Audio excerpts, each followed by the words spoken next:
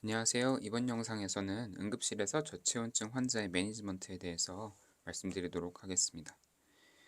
먼저 분류부터 말씀드릴게요. 저체온증은 코어 템퍼러처 기준으로 3단계로 나뉘는데 마일드는 32도에서 35도까지, 모더레이트는 28도에서 32도, 시비어는 28도 미만일 때입니다.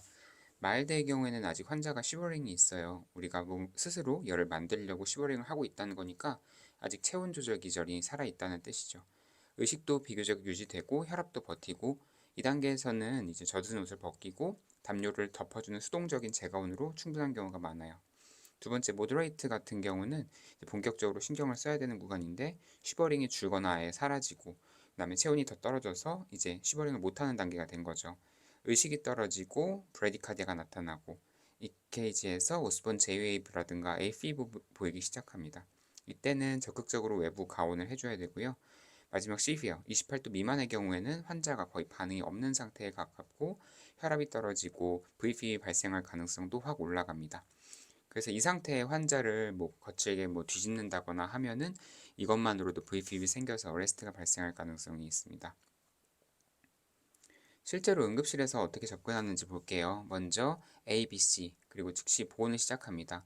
보통 저체온 환자가 차가운 물이라든지 이런 외부 환경에 노출된 경우가 많기 때문에 젖은 옷을 빼는 것이 첫 번째, 그리고 두 번째로는 추가적인 열 손실 차단을 해주는 겁니다. 만약에 의식이 많이 떨어져 있거나 기도 반사가 없으면 인투베이션을 고려해야 되고, 산소 투여해야 될 경우에는 가온, 가습, 산소가 좋다고 되어 있어요. 그냥 차가운 산소를 주면 그것만으로도 열 손실이 되고요. IV 라인 잡기가 어려운 경우가 있는데 이때는 필요할 경우에 IO를 빠르게 해야 되는 경우가 있습니다. 그리고 앞서 말씀드린 것처럼 모든 처치는 한 번에 차분히 모아서 해야 되고요. 환자한테의 접근을 최소한으로 해야 됩니다. 두 번째는 이제 일반 체온, 고막 체온계로는 그냥 로우가 뜨는 경우가 많아요. 체온 체크가 안 되는 거죠. 이때는 코어 템퍼러처 확인을 해야 되는데 이제 주로 식도나 방광, 직장 체온을 사용하게 되고, 이때 체온을 체크해 보면은 실제로 막 28도 이렇게 나오는 경우가 있어요.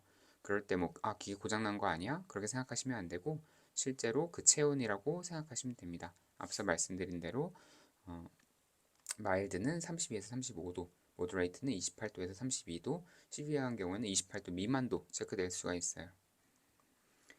네, 그리고 원인을 찾아야 됩니다. 이때 이제 저체온이 실제로 외부 환경인 경우도 있지만 저체온이 결과인 경우들도 있어요. 뒤에서 따로 말씀드릴게요. 네, 이제 재가온 전략입니다. 이때는 수동적인 외부 재가온이 이제 마일드 환자에서는 이게 충분하고요. 시간당 0.5도에서 2도C 정도씩 올리도록 되어 있어요. 젖은 옷을 벗기고 담요를 덮어주고 따뜻한 공간으로 이동하고, 만약 환자가 의식이 있고 음식을 먹을 수 있을 것 같다, 경구로 탄수화물 주는 것도 도움이 된다고 되어 있어요. 모더레이트 이상의 환자는 능동적인 외부 재가온입니다. 에어 원인 블랭켓, 원 블랭켓을 주거나 겨드랑이나 사타구니 쪽에 따뜻한 팩을 적용하거나 이런 것들이 도움이 됩니다. 그리고 이제 혹시나 사지를 먼저, 팔다리를 먼저 급격하게 데우면 이쪽에 말초 현관이 확 열리면서 거기에 보관되어 있던 차가운 피가 중심으로 한꺼번에 몰려올 수 있기 때문에, 그렇게 될 경우에는 코어 템퍼러처가 더 떨어지면서 애프터 드롭 현상이 발생할 수 있기 때문에 그 중심부부터 데우는 것이 중요하고요. 시비어나 언스테이블한 환자 같은 경우는 적극적인 내부 재가온, 제일 좋은 건 에크모 같은 체외순환기고, 라비지, 엘투베라든지 폴리 카테터를 넣고 따뜻한 물로 라비지를 하거나 웜셀라인을 주거나 이런 것들이 도움이 되지만, 제일 효과적인 건 사실 에크모죠. 주의사항 맨 아래 써놨는데요. 만약에 재가온 중에 혈압이 오히려 떨어지는 현상, 애프터드롭 현상을 항상 이제 미리 알고 염두에 있어야 되고, 이때는 수액이랑 혈압 모니터링을 필수적으로 해야 합니다. 어리드미아가 발생했을 때는 이제 어떻게 대처해야 되는지 좀 알아볼게요. AFib은 정말 흔한 이제 부정맥이라고 할 수 있고요. 근데 혈압이 버티고 있으면 천천히 체온을 올려주면은 일반적으로는 회복되는 경우가 많아요. 그리고 브레디카디아 또 흔한데, 이때는 이제 아트로핀 쓸까 말까 하는데 사실 써도 크게 이제 도움이 되지 않고 체온을 올려주는 게 주된 치료가 됩니다. 너무 오히려 약을 조급하게 쓰면은 몸 안에서 쌓여 있다가 갑작스럽게 부작용이 나타날 수 있어요. 만약에 Vfib나 V택이 생기면 재세동을 해야 되는데 30도 미만의 경우에는 3번까지만 샥을 주어보고, 그 이후에도 만약에 Vfib이 지속되면 추가 Dfib은 멈추고 제가운을 우선으로 하게 됩니다. 만약에 30도 미만에서는 제스동이 잘 효과가 없다고 되어 있거든요. 심장 자체가 너무 차가워져 있어서 그렇죠. 약물도 마찬가지로 30도 미만에서는 아드레날린이나 아미오다론을 투여 제한하게 되고요. 막 약이 분해가 되질 않아서 체내에 쌓이고 나중에 체온이 올라가게 되면 그것들이 갑자기 분해되면서 심장에 무리가 갈 수 있어서 그렇습니다. 오른쪽은 이제 어레스트 환자 처치인데요. 저체온 심정지 환자에서 가장 중요한 원칙은 이제 환자가 따뜻할 때까지는 익스파이어 선언을 하는 것을 보류하라. 이게 가장 중요한 원칙입니다.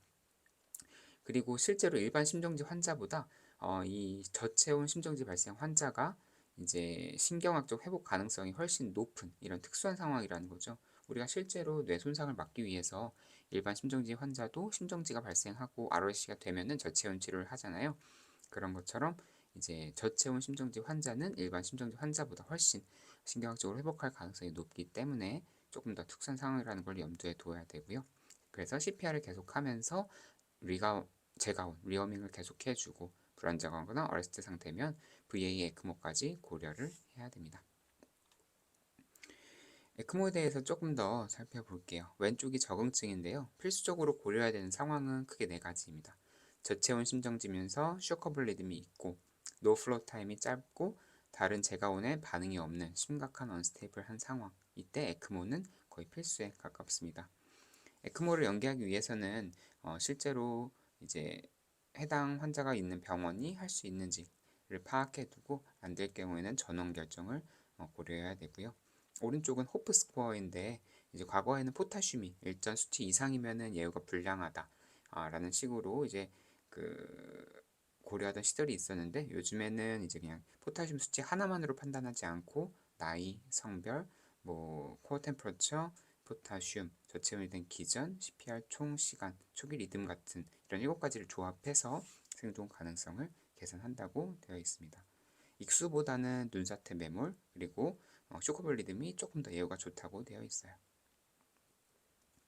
그리고 앞서 말씀드렸던 원인을 조금 찾아봐야 된다는 건데 이제 6가지 카테고리가 있어요. 실제로 뭐 흔히 저체온이라고 하면은 뭐 장시간 저온 환경에 노출됐다 이런 것만 생각해 볼 수 있지만 그것 말고 또 뭐 sepsis의 경우에도 이제 저체온이 발생할 수가 있고 그 다음에 뭐 하이포사이로이디즘, 아드레날 인서피션시, 하이포글라세미아 이런 것도 저체온을 유발할 수 있고요. 뇌졸중이 온 상태에서 의식이 떨어지다 보니까 이게 체온 조절이 안 돼서 저체온으로 나타나는 경우들도 있습니다. 그래서 의식 저하 정도가 체온 저하에 비해서 너무 심하다. 그러면은 이거 저체온 때문만 아니고 다른 뭐 브레인 레전이라든가 아니면 sepsis 같은 것은 아닌지 뭐 하이포사이로디즘 때문은 아닌지 다른 원인들도 반드시 고려를 해야 된다는 거죠. 응급실에서 자주 놓치는 포인트 4개를 준비해 봤는데요. 첫 번째로는 펄스랑 호흡을 잘 확인을 해야 된다는 거예요. 그래서 저체온 환자는 브레디카디아가 흔하고 호흡도 느린 경우가 많기 때문에 어레스트라고 오판하기 쉬워서 실제로 이제 이런 경우에서도 CPR을 시작해버리면은 이제 그것 때문에도 Vfib이 올 수 있죠. 그래서 충분히 확인을 잘 해야 되고 두 번째로는 제가온 과정에서 애프터드롭으로 인해서 혈압이 저하된다거나 이런 경우를 잘 모니터링을 해야 됩니다. 세 번째로는 이제 합병증이 체온 회복 후에 나타난다는 거예요. 렙도마이올로시스가 생기거나 아스피레이션 뉴모니아가 당연히 의식 저하 때문에 생긴다거나 AKI, 뭐 일렉트라이트 임밸런스 이런 것들이 생길 수 있기 때문에 이제 추후에 뭐 렉팔롭을 해본다든지 그런 것들이 필요하고 마지막으로 저체온에 대해서 원인을 충분히 찾아봐야 된다는 겁니다. 현장에 정리해 봤는데요. 결국 환자가 도착하면은 젖는 옷을 제거하고 당연히 환자복으로 갈아입혀주고 EKG 모니터, 코어 템퍼러처 측정을 하게 되고 따뜻한 웜셀 라인으로 투여를 시작하면서 이제 랩이랑 이런 걸 진행을 해야겠죠. 웜셀 라인은 40에서 42도 정도로 권고를 하고 산소 같은 경우도 따뜻한 가온 가습 산소를 투여하도록 되어 있어요. 그리고 마일드한 경우에는 이제 수동 외부 제가온, 모더레이트는 적극적인 외부 제가온, 시비어 불안정한 환자에서는 에크모 연계까지 고려해야 된다고 합니다. 마지막 한 줄이 핵심인데요. 처치의 속도가 예후를 결정한다. 즉, 이 알고리즘을 알고 빠르게 진행을 해야 되겠죠. 마지막으로 이제 한 장으로 정리를 해보면 치료의 과정은 크게 네 가지입니다. 천천히 다루고 환자의 코어를 배우고 원인을 찾고 중증이면 에크모를 늦지 않게 고려해야 한다. 네, 지금까지 저체온 환자의 매니지먼트였습니다. 감사합니다.